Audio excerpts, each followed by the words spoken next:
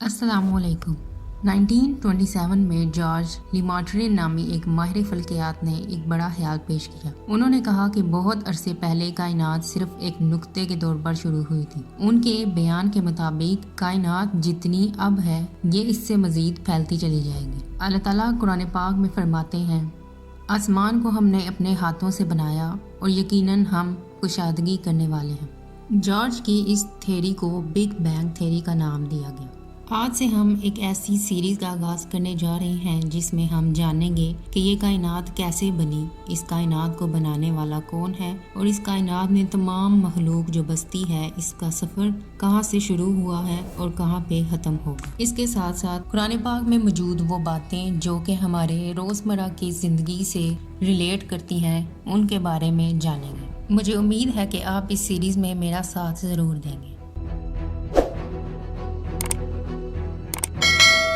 گزشتہ سال یرگس آبزرویٹری کے اے بارنر نے ہماری کہکشاں میں پائے جانے والے عظیم پھیلے ہوئے نیبولا کے سامنے کچھ سیاہ دھبوں کا مشاہدہ کیا۔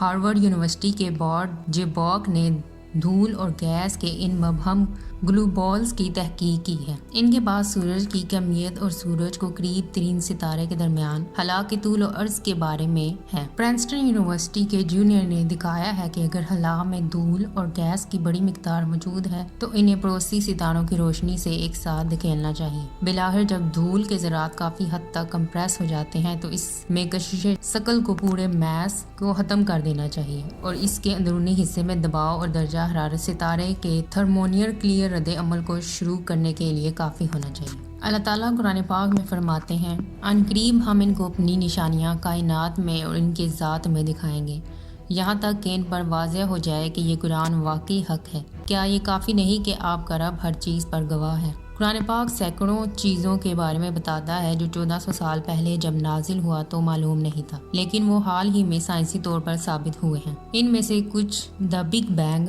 تھیوری ہے اور دھوؤں سے کائنات کی تخلیق۔ قرآن پاک کی تخلیق کا بیانیہ سائنسی ہے۔ قرآن ہدایت کی کتاب ہے، سائنس کی نہیں۔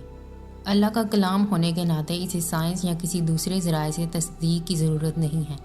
کائنات اور انسانیت کی تخلیق اس کے عظیم الشان ڈیزائن کا حصہ ہے، جس کی بنیاد قرآن کے مطابق آزمائش، توازن، انصاف اور رحم پر ہے۔ کائنات کو منظم اور متوازی انداز میں تخلیق کیا گیا ہے۔ قرآن پاک میں بیان کیا گیا ہے مزید یہ کہ اس نے اپنے ڈیزائن میں آسمان کو سمجھا اور وہ دھول تھا، اس نے اس سے اور زمین سے کہا تم خوشی سے یا ناخوشی سے اکٹھے ہو جاؤ۔ انہوں نے کہا کہ ہم ایک ساتھ رضامندی کے ساتھ آئے ہیں۔ ایک اور جگہ فرمایا، کیا کافر نے یہ نہیں دیکھا کہ آسمان اور زمین اس سے پہلے کہ ہم ان کو الگ کر دیں آپس میں جڑے ہوئے تھے؟ ہم نے ہر جاندار چیز کو پانی سے بنایا، کیا وہ ایمان نہیں لائیں گے؟ کیا آپ نے کبھی سوچا ہے کہ تہذیب اور علم کے مراکز سے دور انتہائی پسماندہ صحرائی عربوں میں پرورش پانے والا ایک ان پڑھ شخص حال ہی میں دریافت ہونے والی سائنسی معلومات کو درست طریقے سے کیسے فراہم کر سکتا ہے؟ یہ اللہ ہی ہے اکیلا خالق جو اتنی درست سائنسی معلومات فراہم کر سکتا ہے۔ قرآن پاک میں زمین کی شکل کا ذکر ہے اور زمین کو بھی انڈے کی شکل کا بنایا۔ چاند نے روشنی منعکس کی ہے اور سورج کی اپنی روشنی ہے، اور جس نے ان کے درمیان چاند کو نور بنایا اور سورج کو چراغ بنایا۔ سورج گھومتا ہے، وہی ہے جس نے رات اور دن کو، سورج اور چاند کو پیدا کیا۔ تمام آسمانی اجسام ایک ساتھ تیرتے ہیں، ہر ایک اپنے گول دائرے میں ہے۔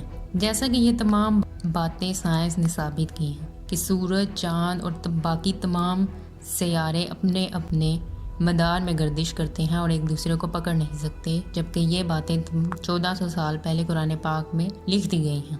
بے شک یہ کتاب قرآن جو ہم نے آپ کی طرف نازل کی ہے بڑی برکت والی ہے، تاکہ لوگ اس کی آیات پر غور کریں اور اہل عقل اس سے عبرت حاصل کریں۔ اسی طرح قرآن پاک میں غور کرنے والوں کے لیے کئی نشانیاں ہیں جو کہ غور کرنا چاہتے ہیں۔ امید ہے آپ کو اس سیریز کی فرسٹ ایپیسوڈ سے کافی انفارمیشن ملی ہوگی۔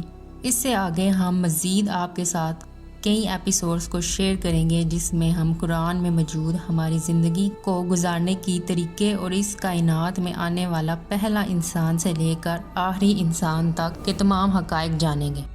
جزاک اللہ۔